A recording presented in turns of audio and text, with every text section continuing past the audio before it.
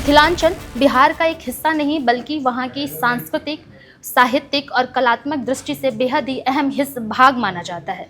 वैसे तो मिथिला सालों से बिहार की राजनीति में काफ़ी पिछड़ा और उपेक्षित रहा है, लेकिन जब हम बिहार की राजनीति को बहुत बारीक तरीके से देखते हैं तो पिछले कुछ सालों में जिस तरीके से बिहार के सत्ता की चाबी मिथिलांचल से होकर गुजरती है, वो कहीं ना कहीं इस बात की अहमियत जगाती है कि मिथिला वासियों को या मिथिलांचल को अब राजनीति का हिस्सा माना जा रहा है। बिहार विधानसभा के 243 सीटों में करीब 60 से 70 सीटें पिछले 2020 के विधानसभा सीटों में एनडीए के हिस्से गई, जबकि 21 सीटें वहाँ के राजद के हिस्से में, आरजेडी के हिस्से में गई थी। लेकिन इतना ही काफ़ी नहीं है। मिथिलांचल को कहा जा रहा है कि एनडीए, अगर राजनीतिक विश्लेषणों की बात माने तो मिथिलांचल जो है वो एनडीए का एक बहुत मजबूत गढ़ माना जा रहा है, जिसके तहत एनडीए बिहार में अपनी राजनीतिक पारी को शुरू कर रही है। हालांकि जो मिथिलांचल का पूरा एरिया है वो आरजेडी का बहुत पुराना गढ़ है, लेकिन अब आरजेडी की पकड़ वहाँ पे कमज़ोर हो गई है और इसी को ध्यान में रखते हुए आरजेडी ने भी वहाँ पर, एनडीए ने जिस तरीके से मखाना बोर्ड की स्थापना की, जिस तरीके से यूनियन बजट में मखाना बोर्ड की स्थापना करने की बात कही गई, वहाँ माता सीता की जन्मभूमि को फिर से भव्य रूप देने की बात कही गई, वो भी अयोध्या के श्री राम मंदिर के तर्ज पे। उसी तरह से आरजेडी ने कहा कि अगर हम बिहार की सियासत में आते हैं तो हम वहाँ पे वो मिथिला के डेवलपमेंट के लिए मिथिला डेवलपमेंट अथॉरिटी का आयोग बनाएंगे और उसके साथ साथ मिथिला का चहुंओर विकास करेंगे। नमस्कार, आप देख रहल बानी वन इंडिया हिंदी और हम हैं आपके साथ पूजा। आज बात हुई मिथिलांचल की, मिथिलांचल और चहुंओर विकास के, और न्यूज़ रूम में हमारे साथी के रूप में मौजूद हुए एक तरफ आदर्श झा, दूसरी तरफ केशव जी वन इंडिया हिंदी के एडिटर, और तीसरी तरफ पंकज जी और वन इंडिया इंग्लिश के एडिटर। और सबसे मज़ेदार बात कि ये तीनों जन बिहार के मिथिलांचल से हवन और मैथिली भाषा के प्रबुद्ध विद्वान न्यूज़ रूम में मान सकल लीजा। तो सबसे पहले चर्चा के विषय शुरू हुई आदर्श जी से। युवा के तौर पे आप क्या चाहते हैं, चर्चा की शुरुआत मैथिली से की जाए, भोजपुरी से, या हिंदी ही रहने दी जाए? युवा के तौर पे इस चर्चे की शुरुआत मिथिला के विकास और मिथिला की ज़रूरत से की जानी चाहिए।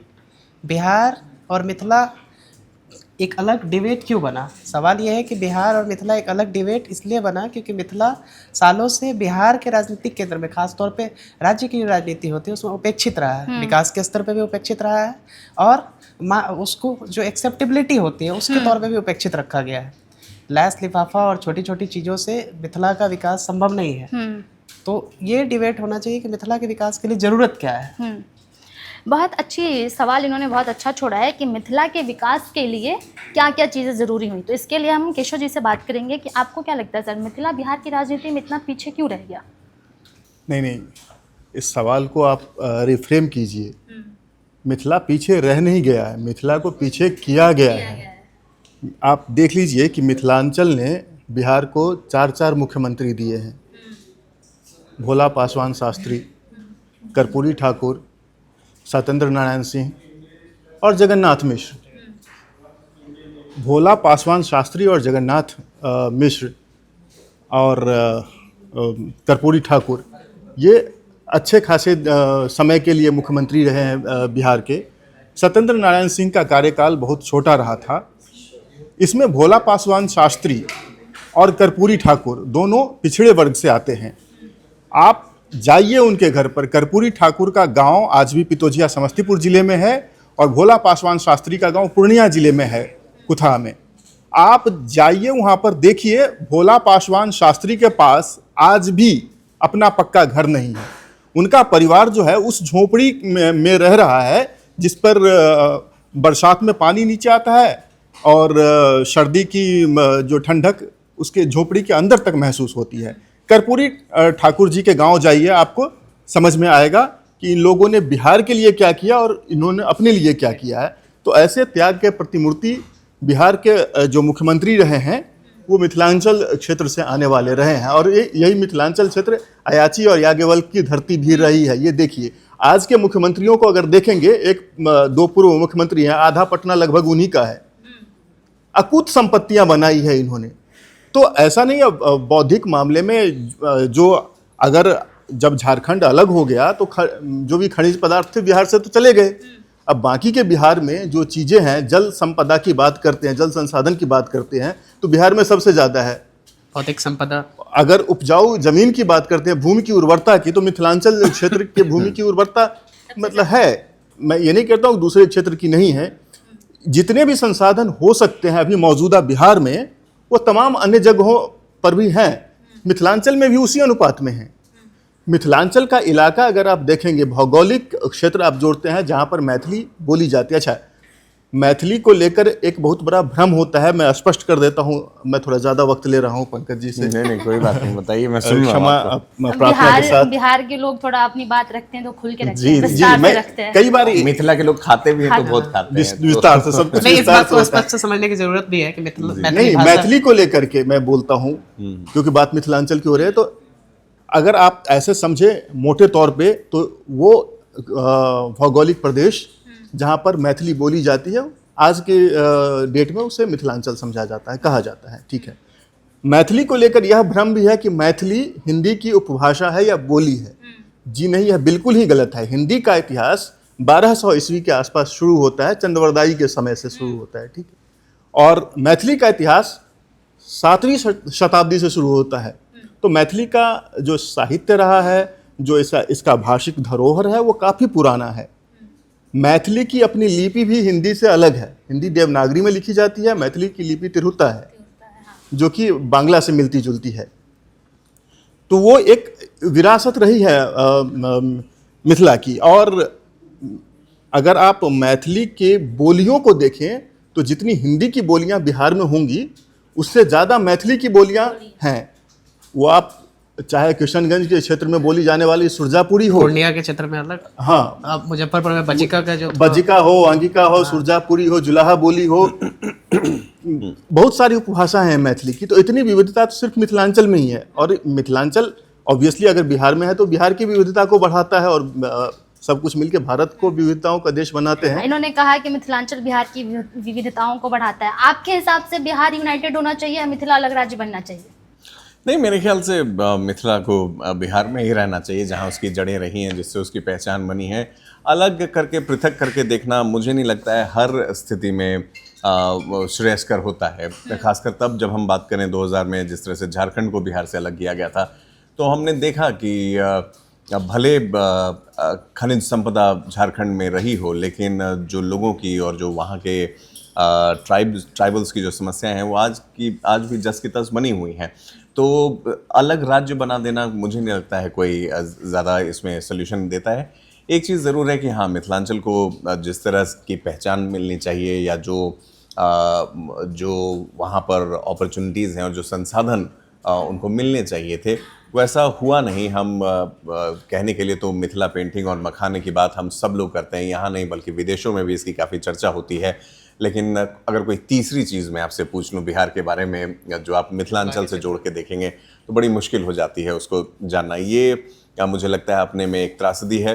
मिथिलांचल उस लिहाज से देखें तो न सिर्फ बौद्धिक क्षमताओं में, बल्कि कई अन्य मामलों में जो है काफ़ी श्रेष्ठ माना जाता है। चाहे वो खान पान को लेकर हो, चाहे वहाँ अचार हो, चाहे वहाँ आम की किस्मों की अगर हम बात करें, या लोग जो वहाँ से सफलतापूर्वक आज देश विदेश में अपना परचम लहरा चुके हैं, उसकी भी संख्या को अगर आप काउंट करें, तो मुझे लगता है कि बिहार और तेलंगाना ये दो ऐसे राज्य हैं जो सबसे ज़्यादा एक्सपैट्स बाहर भेजते हैं। अगर मैं विदेशों की बात करूँ तो उसमें लगता है कहीं ना कहीं बिहार के मिथिलांचल के लोग तेलुगु संप्रदाय को भी चैलेंज देंगे। पंकज तो सर, क्या ये कारण रहा कि मिथिलांचल आज भी मतलब इतना पिछड़ा रह गया? उसकी बिल्कुल। अनदेखी हुई, राजनीतिक स्तर पर उसकी अनदेखी हुई, क्या इसका कारण मुझे मानते हैं लगता है इसमें दो चीज़ें हैं। एक तो वैचारिक थोड़े पृष्ठभूमि में जाने की ज़रूरत है, और दूसरा ये कि मिथिलांचल के लोगों का अपना एक रवैया होता है, उनका एक तरीका है ऑपरेट करने का, जो थोड़ा अलग है। अगर मैं कहूँ, वो बहुत मुखर होकर अपनी बात को सामने नहीं रखते हैं। आपने अलग मिथिलांचल की बात की, लेकिन मुझे नहीं लगता है वो स्टूडियो डिस्कशंस में ठीक है, लेकिन ऐसा कोई बहुत बड़ी मांग कभी सामने नहीं आई है। जैसे अलग झारखंड की बात आती थी, अलग छत्तीसगढ़ की बात आती थी, तो वो हमने कभी नहीं देखा है कि बहुत ही कोई रिबेलियन हुआ हो मिथिलांचल को बनाने के लिए। वो है आपकी वैचारिक पृष्ठभूमि। जहाँ तक सवाल इस बात का आता है कि क्यों ऐसा रहा, मुझे लगता है कि कम में ही संतोष करने की जो एक आदत थी, वो यहाँ भी परिलक्षित होती है।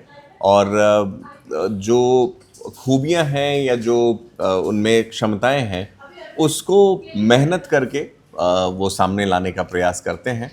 अभी आपने कहा कि बिहार को अगर मैथिली पेंटिंग और इन सब चीज़ों से अगर हटा के देखा जाए मखाने के अलावा, तो तीसरी कोई चीज़ नज़र नहीं आती।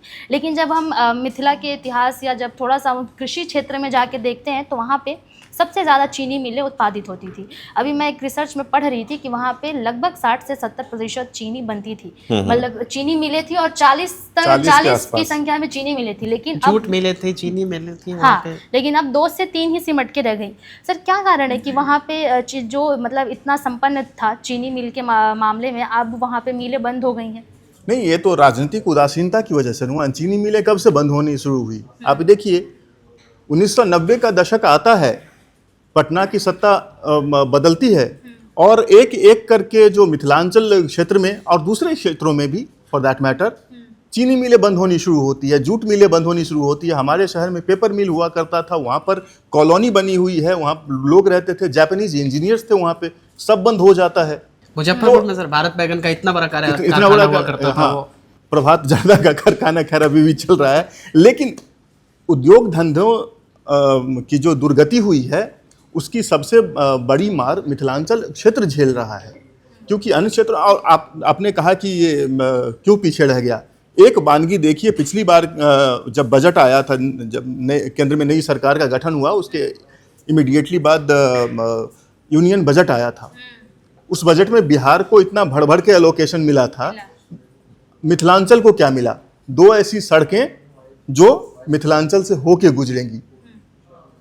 और मखाना, आपको मखाना बोर्ड भी तो मिला सर। मखाना बोर्ड लेके क्या करेंगे? आज पंकज जी अभी बता रहे थे ये जब सर मैं यही कहता हूँ कि इतना बड़ा क्षेत्र मिथिला का है, क्या मिथिला एक केंद्रीय विश्वविद्यालय डिजर्व नहीं करता है उस क्षेत्र में? हाँ। आज भी मिथिला के पास कोई केंद्रीय विश्वविद्यालय नहीं है। क्या कोई केंद्र, एक आईआईटी नहीं है, एक IIT नहीं? और आपने आईआईटी बनाना है। 2 सेंट्रल यूनिवर्सिटी हैं दरअसल बिहार में, आप ध्यान दीजिए, दोनों दक्षिण बिहार में। अब जो बचा हुआ दक्षिण बिहार है उसमें है। एक चंपारण में मानस है, बिहारी दक्षिण वर्मा बिहार का में है। आपने नाम सुना होगा, वैज्ञानिक थे, दरभंगा के रहने वाले थे, और उनकी खासियत मैं आपको बताऊं कि वो एपीजे के सहयोगी थे।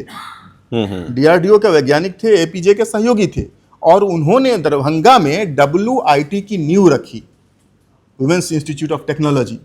उसे आईआईटी का दर्जा देना चाहिए था, वो आज भी बदहाल स्थिति में है। तो दरअसल ऐसा नहीं है कि संसाधन विहीन है मिथिला। मिथिला दरअसल प्रभावशाली प्रतिनिधि विहीन है। अगर आप राजनीति में आनुपातिक प्रतिनिधित्व की बात करती हैं तो है, मिथिलांचल के प्रतिनिधि विधानसभाओं में भी हैं, मिथिलांचल के प्रतिनिधि सांसद में भी हैं, जिला परिषदों में, सब जगह हैं।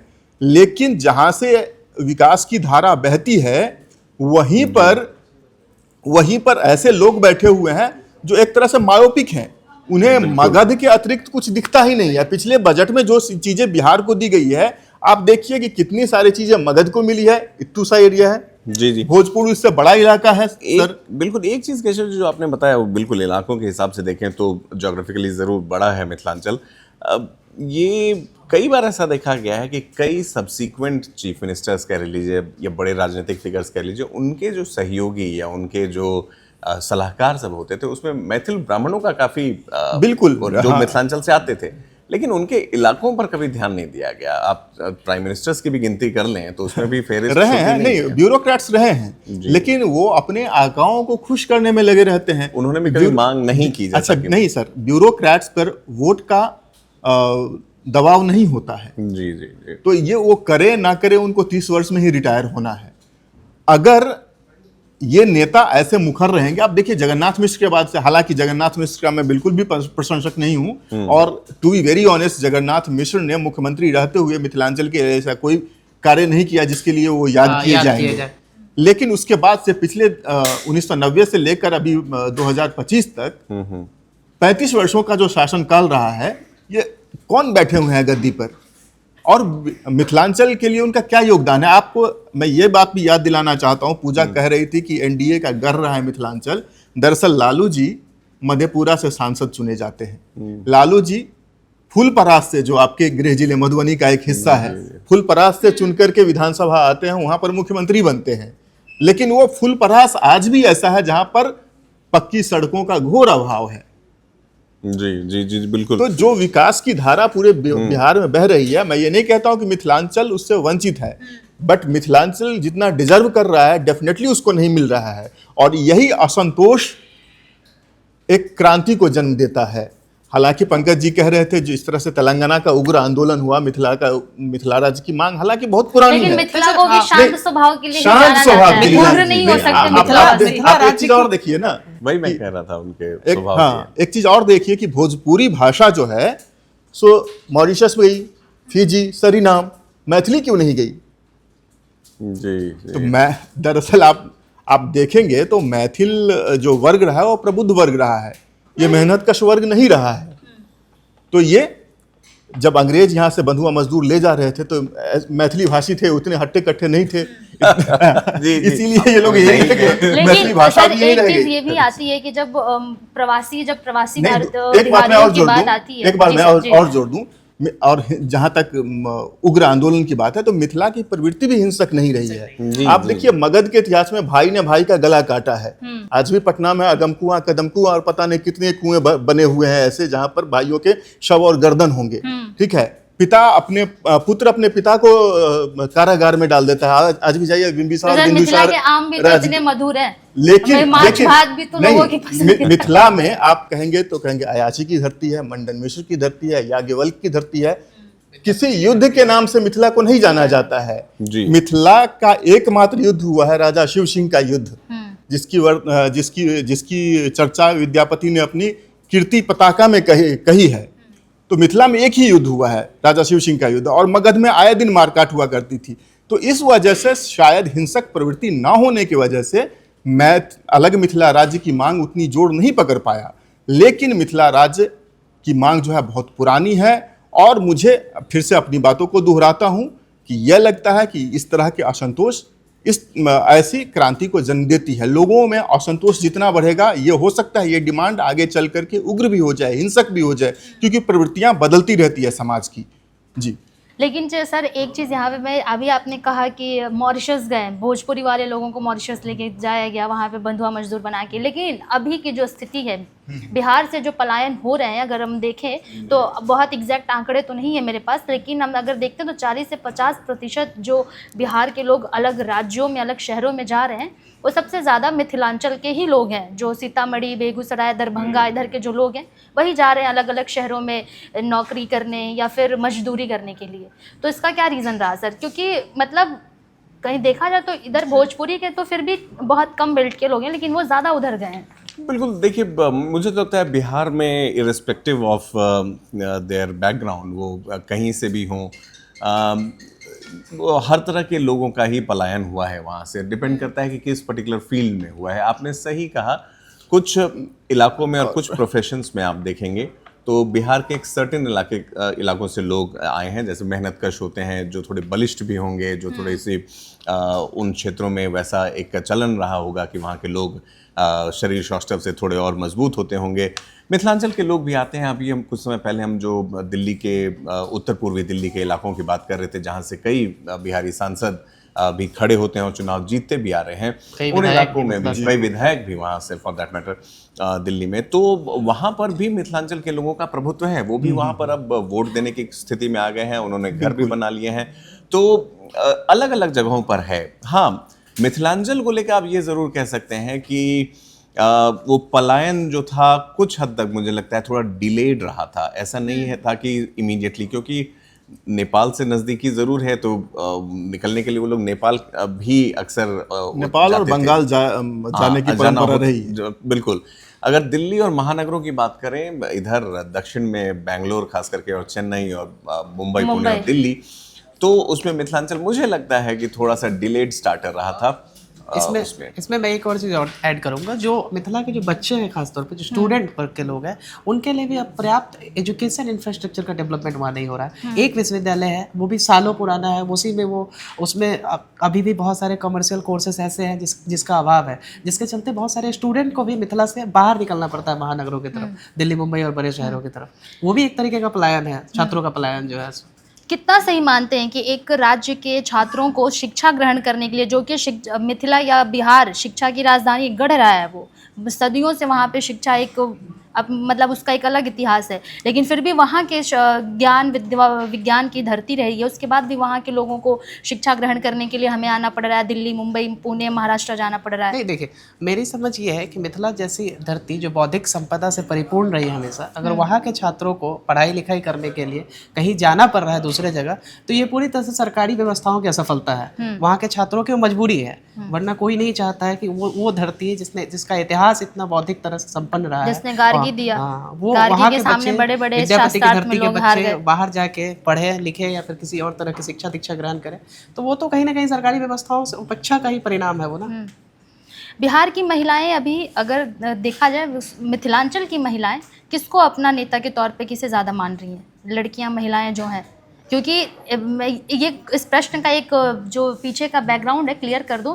बिहार में कम से कम जो मिथिलांचल के 12 ज़िले हैं वो हर साल कोसी की पानी, जो कोसी नदी है जो कि नेपाल से निकल के आती है, उसके पानी का हर साल बाढ़ की मार झेल रहे हैं। इससे सबसे ज़्यादा अगर किसी को तकलीफ़ होती है तो वो घर की महिलाएं होती हैं, क्योंकि उन्हें सब कुछ मैनेज करना होता है। तो आप एक मिथिलांचल से हैं, वहाँ पे हर साल बाढ़ आती है, कितना मानते हैं कि मतलब जो महिलाएं हैं उस चीज़ को कैसे देख रही हैं, किसे चाहती हैं कि सरकार के तौर पर उनकी समस्या समझे? देखिए, महिलाएं हो या पुरुष हो, ये अलग मुद्दा है। जरूरी मुद्दा ये है कि बाढ़ की जो समस्या है कोसी के इलाकों में खासतौर पे, उसके निराकरण के लिए कौन सी पार्टी और कौन सी सरकार, उसके पास क्या प्लान है, डैम को लेकर के या फिर जो तमाम तरह के उसके समस्याएं हैं बाढ़ से होने वाली दिक्कतों को लेके, उसको लेके प्लान क्या है। अगर किसी के पास कोई प्लान नहीं है फिर तो किसी न किसी को वोट देना ही है, वो एक मजबूरी है। जो मिथिला राज्य को अलग करने की जो मांग है वो यही मांग है। मिथिला राज्य किसी भाषा, किसी संप्रदाय, किसी जाति के आधार पर अलग होने की बात नहीं कर रहा है। मिथिला सिर्फ और सिर्फ विकास के लिए अलग होने की बात कर रहा है। तो वो फिर उस तरीके का प्लान अगर किसी के पास है तो उनका स्वागत है, बिल्कुल। अच्छा, आप तीनों लोगों से एक मेरा बहुत सिंपल सा सवाल है कि बतौर मिथिलावासी नई सरकार से आप किस तरह के विकास की उम्मीद करते हैं? भाषा के आधार पे और विकास, मतलब मिथिला राज्य की अगर बहस छोड़ दी जाए तो किस तरह नई सरकार से किस तरह के विकास की उम्मीद है? केशव जी, मैं शुरुआत करूं क्या? हाँ, चलिए ठीक है। देखिए, ज़रूर नई सरकार से बहुत सारी उम्मीदें रहेंगी मिथिलांचल निवासियों को, और होनी भी चाहिए, क्योंकि बहुत कुछ नहीं बदला है। भले सरकारें बदल गई, नीतीश जी इधर से उधर होते रहे, या फिर आरजेडी का शासनकाल रहा 2 दशक से पहले भी। मिथिलांचल को सबसे पहले जो आजकल जिस तरह से हम लोग कह रहे हैं कि the world is a global village, उसमें मिथिलांचल के प्रोडक्ट्स को जीआई टैगिंग के साथ आगे बढ़ाना चाहिए। उनको बहुत आवश्यकता है कि वहाँ की मधुबनी पेंटिंग, जो अपने कम पॉपुलैरिटी की वजह से, मैं ध्यान देने वाली बात है, पॉपुलर तो वो हैं जैसा मैंने कहा, लेकिन जिस तरह की पॉपुलैरिटी होनी चाहिए थी वैसा नहीं है। मार्केटिंग उसकी जिस तरह के वजह से 50 साल की आवश्यकता है। इसके लिए 2 चीज़ें हो रही हैं केशव जी और आदर्श जी। अगर एक मिथिला पेंटिंग आप लेने जाएं तो जो नक्काशी की रहती है, या तो इतनी महंगी हो जाती है कि आप उसको ले नहीं पाते हैं, या ये भी त्रासदी है कि उन कलाकारों को कभी कभार औने पौने दाम पर भी उसे बेचना पड़ जाता है, क्योंकि उसकी सही मार्केटिंग नहीं है, बहुत लोग उसको जान नहीं पाते हैं और उनको कम पैसों में भी गुजारा करना पड़ जाता है। कई ऐसे अवॉर्डेड मिथिला आर्टिस्ट हैं, पेंटिंग आर्टिस्ट हैं, जो अभी उनके पास सरकारी अवार्ड्स तो हैं, लेकिन दोनों to make both ends meet बहुत मुश्किल 2 हो वक्त रही की रोटी नहीं है उनके पास। अच्छा, एक चीज़ मैं यहाँ क्लियर कर दूंगी, माफ़ कीजिएगा, आप लोगों को रोक रही हूँ, कि जब भी मिथिला की बात होती है और मिथिला के प्रोडक्ट्स की बात होती है तो हम सिर्फ मैथिली पेंटिंग और मखाने पे रुक जाते हैं, जबकि एक बहुत अच्छी, जैसे बनारसी सिल्क बहुत फेमस है। अगर आप सर उसके फाइननेस की बात करें तो बनारसी सिल्क से कहीं ज्यादा फाइन है वो। जी जी जी। बनारस के बुनकरों को मोदी जी के प्रधानमंत्री बनने के बाद और बनारस से सांसद चुने जाने के बाद जिस तरह का प्रोत्साहन मिल रहा है, भागलपुर के बुनकरों को क्यों नहीं मिला? आज भी वो उपेक्षित हैं। पिछले 10-11 साल में उनको भी वही प्रोत्साहन मिलना चाहिए था। बिल्कुल, उनको अच्छी मशीन मिलनी चाहिए उत्तर थी। प्रदेश ने एक बहुत अच्छी चीज शुरू की है, 1 डिस्ट्रिक्ट 1 प्रोडक्ट, ODOP। बिहार उसके लिए, मैं वही कह रहा था कि ये मिथिला पेंटिंग तो एक शुरुआती चीज है। अब खान पान की कई सारी ऐसी चीजें हैं, अचारों को लेकर, अचारों खास को करके, जो एक, मैं ब्रांड तो नहीं कहूंगा यहाँ पर, लेकिन वहां से भी अचार निकलकर अब ग्लोबल नाम बन चुके हैं, लेकिन वो अपने लेकिन endeavor से। उसमें सरकारी हस्तक्षेप बहुत अधिक नहीं है, उनका अपना बनाया हुआ ब्रांड है। On a lighter note, litti chokha तो इंटरनेशनल हो गया और होना भी चाहिए। I am very proud of it and I am very fond of it. तो पेटेंट ही कर लेते किसी की लोकप्रियता से हमें सवाल नहीं है। और हमारा और एक बात और मैं कहता हूँ, मुझे बिहारी होने पर भी उतना ही गर्व है जितना मैथिल होने पर गर्व है। No compromise. At all. लेकिन अगर मैं आपसे पूछूं पूजा, आप तो इस जमाने की है, दुनिया का सबसे फास्टेस्ट फूड क्या है? अगर मैं कहूँ तो चाइनीज नहीं। ज़्यादा चाइनीज। चल रहा है। सबसे फास्टेस्ट फूड मिथिला के हैं, चूड़ा बता- दही। चूड़ा दही।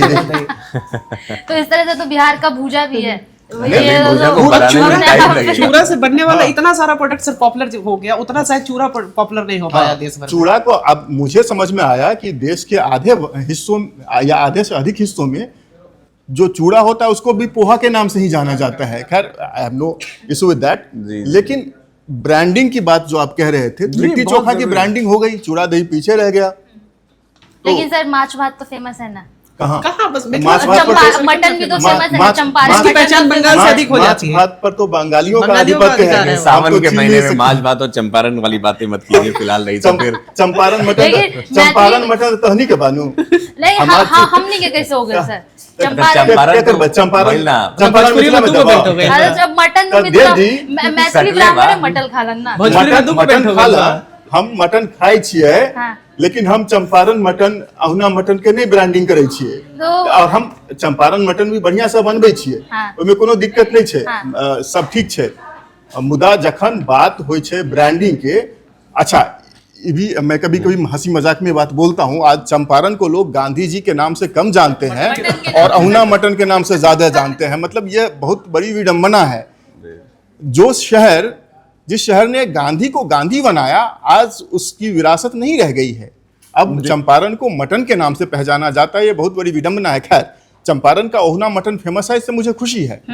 लेकिन मटन बनाने की और सारी विधियां हैं, मैं उस पर नहीं जाते। जिसको जो रुचेगा वो खाएगा, इसमें कोई दिक्कत नहीं है। मटन और मछली से आगे बढ़ते हैं तो फिर पंकज जी ने जहाँ पर छोड़ा था वहाँ से शुरू करते हैं। ब्रांडिंग की जहाँ तक बात आती है, मार्केटिंग की बात आती है, सपोर्ट की बात आती है, तो जो मिथिला की लोक कलाएं रही है उसको भी उस तरह का सपोर्ट नहीं मिला। वहाँ के गीत, वहाँ के लोकगीत, वहाँ के जो मैंने गीतों को भी उस तरह से समर्थन नहीं किया गया है। अरे लेकिन जो मैथिली- झिझिया नृत्य है, झिझिया झिझिया नृत्य नृत्य, है, उसको लेकर एक जो कोरियोग्राफर है, मैंने उनको कई सारे ईमेल्स लिखे कि भाई आप दुनिया भर की के जो डांसेस हैं उसके डांस फॉर्म को लेकर के आप आते हैं, रियलिटी शो में दिखाते हैं।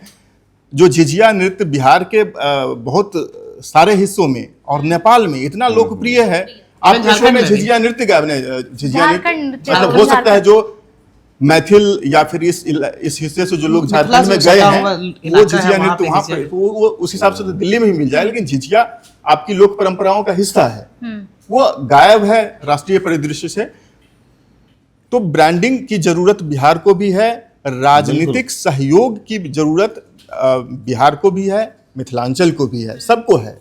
लेकिन अगर आप सॉरी आपने मुझसे नहीं पूछा, बट आपने तीनों से पूछा था कि मिथिला तीनों से, हाँ। चाहिए क्या, राज्य मिथिला को क्यों? चाहिए क्या नई सरकार? क्या चाहिए? नई सरकार जब आएगी तब देखेंगे। जब तक नई सरकार है नहीं तब तो क्या सोचे कौन किससे। एक मैथिली में एक कहावत भी है कि का पर करब सिंगार पिया मोरा आन्हर है। तो अभी जो पिया है पिछले 25-30 सालों से तो ऐसे ही है। मिथिलांचल के लिए उनकी आंखें ही नहीं खुलती है, तो हम क्या सपने देखें? कोई अच्छा, सपना नहीं है, एक चीज़ कोई ये उम्मीद भी नहीं है। कि मिथिला वाले अपने विकास की बात कर रहे हैं, भोजपुरी वाले इस बात से खफा हैं, इस बात से उदास हैं कि भोजपुरी को 8वीं सूची में जगह नहीं मिल रही है। सबके बिहार में सबकी अपनी अपनी समस्याएं हैं। लेकिन अभी हमारे साथ एक युवा साथी भी हैं, तो हम उनसे भी जानेंगे कि युवा के तौर पे आपको मिथिलावासी होने के नाते नई सरकार से क्या उम्मीद है, किस तरह के विकास चाहते हैं? देखिए, मैंने पहले भी कहा, फॉर दैट मैटर मिथिला जो सांस्कृतिक विरासत की जगह रही है, बौद्धिक संपदा की जगह रही है, उसको और सहेजने की और विकसित करने की जगह है। इतना पुराना नाटक का परंपरा वहाँ पे है, लेकिन आज भी कोई नाटक के प्रशिक्षण के लिए कोई खास प्रशिक्षण है ही केंद्र नहीं। है ही नहीं। कोई नाट्य विद्यालय कोई नहीं नाट्य है। विद्यालय ही नहीं है। इनफैक्ट बिहार में ही नहीं है बिहार नाट्य लोग विद्यालय। अपने अपने स्तर पे प्रयास कर रहे हैं, अपने अपने स्तर पे कोशिश कर रहे हैं। अगर उनको सरकारी संरक्षण, सरकारी प्रोत्साहन मिले तो मिथिला बहुत आगे जा सकता है। विश्व सिर्फ न सिर्फ देश के पटल पे बल्कि विश्व पटल पे भी मिथिला को बहुत बहुत पहचान मिल सकती है, बड़ी पहचान मिल सकती है। आपकी पसंद क्या है, माछ भात या मटन? अरे सॉरी सर, आपकी बात नहीं मानी मैंने कि सावन के महीने में नहीं बात करनी है, लेकिन फिर भी क्या पूजा, पसंद है? ये सवाल मुझसे ही पूछिएगा। हाँ बिल्कुल सर। मैथिल होने के नाते माछ भात और मटन में किसी से गुरेज नहीं है, दोनों पसंद दोनों है, दोनों चलेगा। अच्छा लगता है। तो सावन खत्म होने के बाद सर को क्या खिलाएंगे? मैं तो नहीं खाती हूँ, तो सर को क्या खिलाएंगे? सर आपकी क्या पसंद है, माछ भात या मटन? नहीं, ये पूछ रहे हैं या ऑफर कर रहे हैं? नहीं, मैं तो पूछ रही हूँ, मैं तो खाती भी नहीं हूँ। मेरे बनाती माध्यम भी से नहीं आपको हूँ। आमंत्रित कर रही है। इनके मिथिला माध्यम वाले से लोगों बोल का एक और चीज समझ लीजिए, आमंत्रण पर रिस्पॉन्ड करते हाँ, हैं। आमंत्रण पूछ रहे हैं या ऑफर कर रहे हैं? नहीं, पूछ भी रही हूँ और इनकी तरफ से आमंत्रण भी दे ये रही हूँ। पूछ रहे हैं तो जो मिल जाता है हम उसी को अच्छा मान लेते हैं। लेकिन फिर भी कुछ तो फेमस हुई ना। भोजन मिथिला के लिए श्रृंगार नहीं, की तरह हम- होता हम है, लोग- जो सुंदर है वो अच्छा, सब भोजन मिथिला के लिए क्या, भोजन तो बिहार के लिए श्रृंगार का है। श्रृंगार की तरह है सत्तू वो। बिहारियों की पहचान है, वो कहीं भी जाते हैं तो अपने झोले में सत्तू जरूर रखते हैं, कुछ रहे ना रहे सत्तू जी, रहेगा। जी। हाँ, तो हम सब नून सतुआ नहीं खाई छिए। हाँ, हम सब सतुआ के बढ़िया से में चीनी घोर के नेमो घोर के तखन के पिए छिए। हमनी के ड्रिंक था बिहार के गर्मी, अगर गर्मी के कोनो ड्रिंक है ये तो सत्तू पूरा रहेगा। दिल दिमाग को शीतल कर देता है। अच्छा, जो आप आदर्श से पूछ रही थी, मैं भी थोड़ा उसमें आई एम वेरी सॉरी, मैं सब कुछ में चिप इन कर रहा हूँ। नहीं सर, हमें अच्छा लग रहा नहीं है। सर, ये भी एक मैथिल की हाँ, पहचान ये है। कैरेक्टर है, ये कैरेक्टर। टिपिकल मैथिल कैरेक्टर है कि आप व्यक्तित्व दो लोग का बात हिस्सा है कर रहे हैं, वो। तीसरा ऐसे करते हुए जाएगा। अच्छा, वो भी थोड़ा अपना इनपुट दे के आ जाएगा। मिथिलांचल को लेकर के जो आप कह रहे हैं, शिक्षा की जो स्थिति है, शिक्षा की को लेकर जो पलायन हो रहे हैं, एक बात आप देख लीजिए कि हैदराबाद से लेकर अलीगढ़ तक जो भी पुराने विश्वविद्यालय बने हैं, उसमें मिथिला के राज दरभंगा का बहुत बड़ा योगदान है। अलीगढ़ मुस्लिम विश्वविद्यालय बनवाने में, BHU जो है काशी हिंदू विश्वविद्यालय बनाने में, पटना यूनिवर्सिटी में बहुत ज्यादा दरभंगा योगदान। हाउस है, दरभंगा पूरा हाउस उन्होंने है अपना पूरा। जो पैलेस का एक हिस्सा था वो दे दिया। और आप जिस शिक्षा की बात कर रही हैं, आप देश का कोई ऐसा शहर बताइए जिसके एक ही कैंपस में 2-2 विश्वविद्यालय हों। तो ये दरभंगा महाराज उस समय में जो प्रिंसली एस्टेट्स थे, वो अपनी विलासिताओं में डूबे रहते थे। उस समय में दरभंगा महाराज शिक्षा की अहमियत को समझते थे। उन्होंने अपना दोनों पैलेस, बिल्कुल, एक संस्कृत यूनिवर्सिटी के लिए और एक ललित नारायण मिथिला यूनिवर्सिटी के लिए डोनेट कर दिया। दरभंगा हाउस उनका पटना में जो उनका पैलेस था, वो उन्होंने पटना यूनिवर्सिटी को दे दिया। BHU बनाने के लिए सबसे पहले चंदा देने वाले लोगों में से दरभंगा महाराज थे। और आपको पता नहीं होगा, उस समय में उन्होंने 1 लाख रुपए चंदा दिया था सबसे पहले, और कहा था मालवीय जी को कि यह विश्वविद्यालय, इस विश्वविद्यालय को बनाने के लिए जितने भी राशि की जरूरत होगी, जो भी कम पड़ेगा मैं उसको पूरा करूंगा। इसी तरह से सर सैयद अहमद खान को उन्होंने प्रॉमिस किया था कि अलीगढ़ मुस्लिम विश्वविद्यालय के लिए जो भी धन लगेगा मैं दूंगा, और उसके लिए भी उन्होंने नींव रखी थी। तो दरभंगा महाराज उस समय में शिक्षा को लेकर इतने ज्यादा मतलब आग्रही थे। जो भी विश्वविद्यालय बने सब में योगदान दिया, और बिहार की सरकार ने मिथिलांचल को क्या वापस किया है। तो ये इसमें बहुत इससे बड़ा जरूरी चीज, हर जगह योगदान होने के बाद भी कहीं भी उसका क्रेडिट नहीं मिलता है, वैलिड क्रेडिट नहीं मिलता है लोगों को। बाकी राज्यों के जो भी लोग रहे हैं, जिनका भी उतना योगदान रहा, उन्होंने अपने अपने हिस्से का कोटा लिया, लेकिन शायद मिथिला कहीं उन सब जगहों पे अपना कोटा नहीं ढूंढता है। और ये हम बात कर रहे थे बिहार की बात में, और ये सबसे बड़ा सवाल हम अंत में छोड़ के जा रहे हैं कि बिहार की सरकार ने मिथिलांचल को क्या दिया। चुनावी मौसम है, चुनावी बहार है, वादों की भी बहार है, और अभी देखे में बहुत बड़ा दिलचस्प बा कि आखिर में मिथिलावासी या मिथिला के जनता केकरा के सरकार के रूप में चुना था, केकरा के बिहार के सत्ता पे काबिज करता। तब तक देखते रहिए वन इंडिया हिंदी का शो। मैं हूँ आपके साथ पूजा, अब बने रहिएगा, और हमें प्लीज़ कमेंट बॉक्स में बताइए कि हम अगले मुद्दे पे, हम हर बार आपसे बात कर रहे हैं और कह रहे हैं कि बताइए बिहार के किन मुद्दों पे हम बातचीत करें न्यूज़ रूम में। ऐसे मज़ेदार बातचीत होती रहेंगी, तब तक बने रहिए हमारे साथ। Subscribe to One India and never miss an update.